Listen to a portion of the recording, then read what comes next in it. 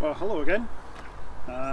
So this is the sort of the last of the teaching-y bits of the different postures. We'll do another bit of revision, possibly going through the whole of this initial sequence, so you can have it as an audio track if that's what you want.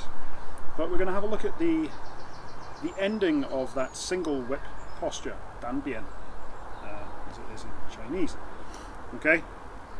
So if you can recall, it's all starting from the push position, okay? And obviously we've all done lots of practice, lots of revision to get to this point.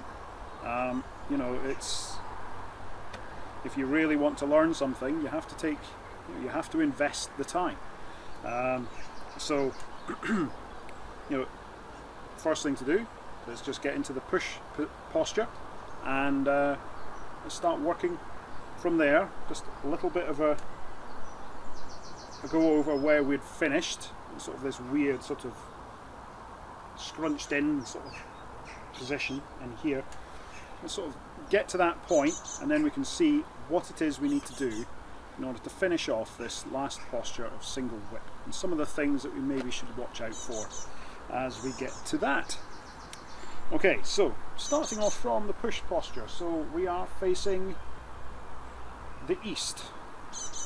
It's not, again, strictly not speaking the east, but for practice it's the east. Okay, so remember having your legs just that shoulder width apart. You know, we're not looking to be really wide. That can do sort of strange things to your stance if you're too wide. It's not what we're looking for.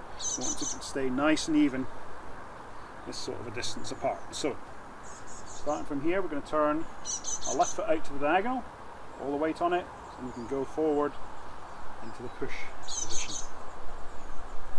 And the sun comes out, lovely. Okay, so remember the first thing we did, all the weight coming onto that left leg.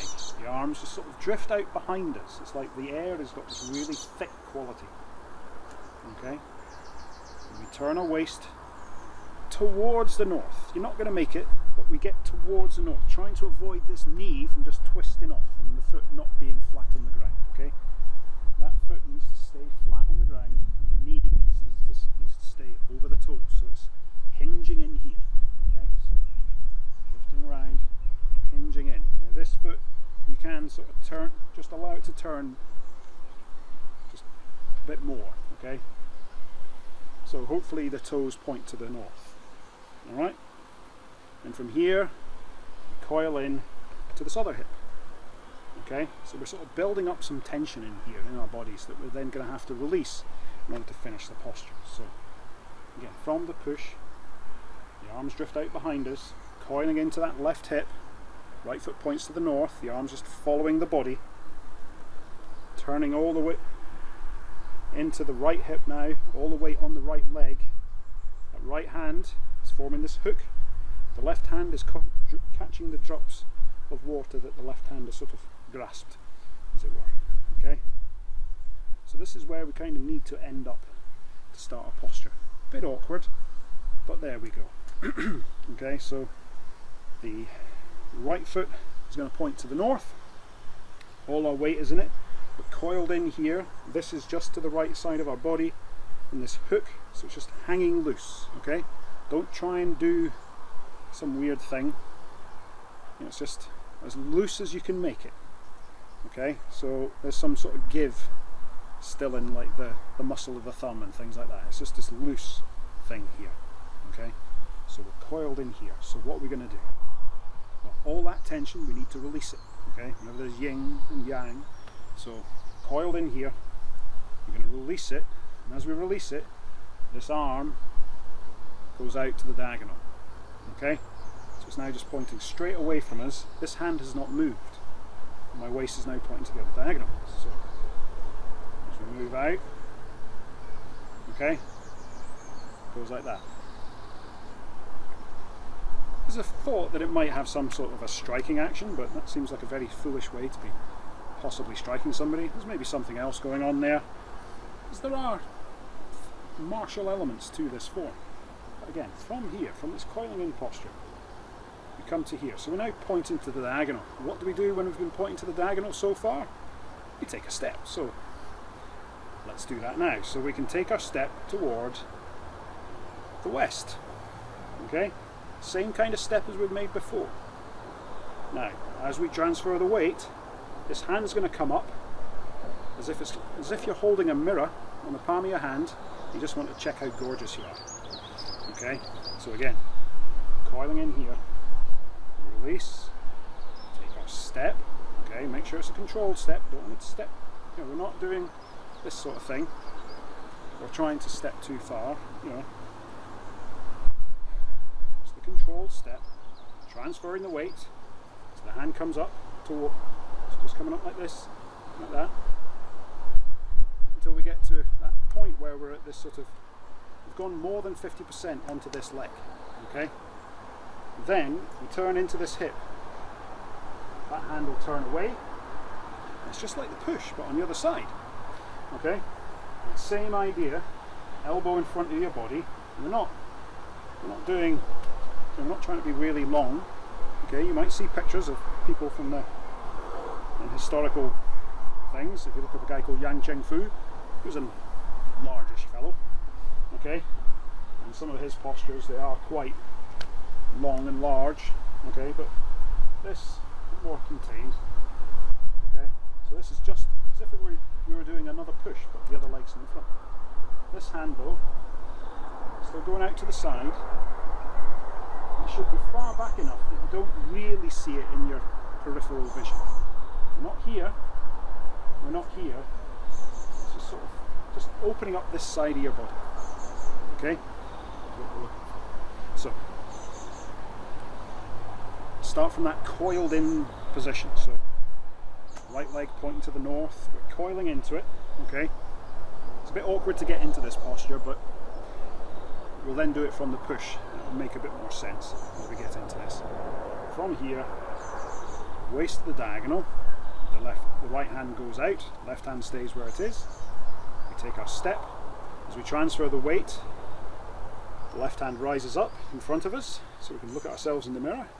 Give ourselves a cheeky wink or something like that, and then we turn our face and our waist toward the west. Finish the posture. Okay? There's certain postures it's good to just stand in for a while, just to see what they're feeling like. And this is one of them. Just stand there for a bit and just see what you're feeling. In some classes you could end up standing here for quite a long time. As the teacher goes round and corrects everybody. Let's stand up. Okay, so that is us finishing the single whip. Round of applause if you managed to make it this far. Okay. If you've learned something similar in the past, this may well be different. But as I was taught, when they're teaching, they're right. When I'm teaching, I'm right. That's the way it needs to be. Okay, so let's... Strange, you can have all sorts of arguments and conversations about the right way to turn or stand on one leg. It's interesting, let's say. But anyway, right, so let's start off in the push posture. Let's go all the way through that single whip. Okay, so from the push, over here. Shift all the way back onto the left leg. Turn the waist towards the north, allow the right foot to pivot so the toes point towards the north. Shift the weight across onto that right leg, turning into that right hip. Right hand forming the hook, left hand catching the drops underneath. So we've built up that tension, now we can release it. Waist now points to the diagonal. So we pick that left foot up, and we can place it down because we want to, not because we have to. Transfer our weight, left hand rises, palm towards us. As we turn the waist, the left hand turns away, the right hand just stays where it is. Okay? So let's do that a few more times, just to really try and let this sink in. So again, from that push position, so it's a good place, it's a better place to start, to be honest. So all the weight back onto the left leg, hands just following the body at the moment. Now they form the hook, catching the drops underneath as we're turning back into that right hip, turning out to the diagonal. We take our step, transferring the weight, left hand rises, turn the waist, left hand turns away.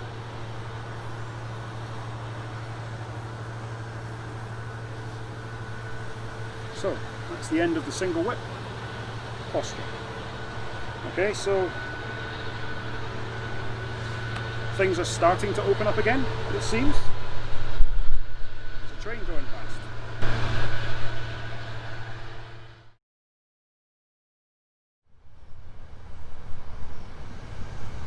One of the great things about filming outside is you get to hear the birds and the wildlife. And every now and again, a great hoofing train going up to the quarry to get some stuff. Right, okay. I might have edited a little bit of that out. You might see me speed up a little bit as I just sort of allow the train to pass. It's just one of these things that can happen. What do we do about it? Do we sort of get upset about it, or we just sort of allow it to be and carry on? Okay, so let's go through that one last time, that single whip posture from the push position. Okay, so get into the posture. Okay, so again, elbows in front of the body, a little bit of space in the armpits, so we're not like this. Okay, a little bit of space. Okay, we're trying to maintain this thing in our wrists here as well. Okay.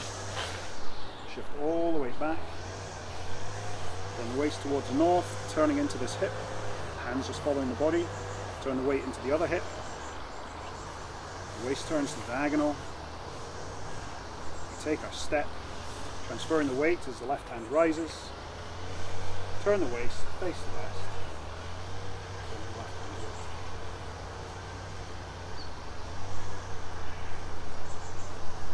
over. Okay. There you have it, the end of single whip. Okay, and kind of the end of this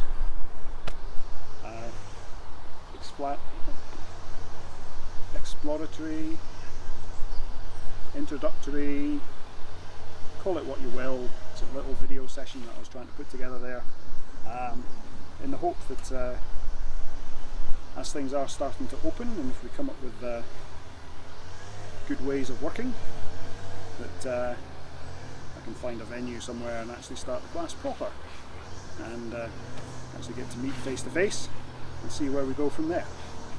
Okay, so thanks for watching. There will be a revision video coming up, so keep an eye out for that, and hope to see you soon. Thank you.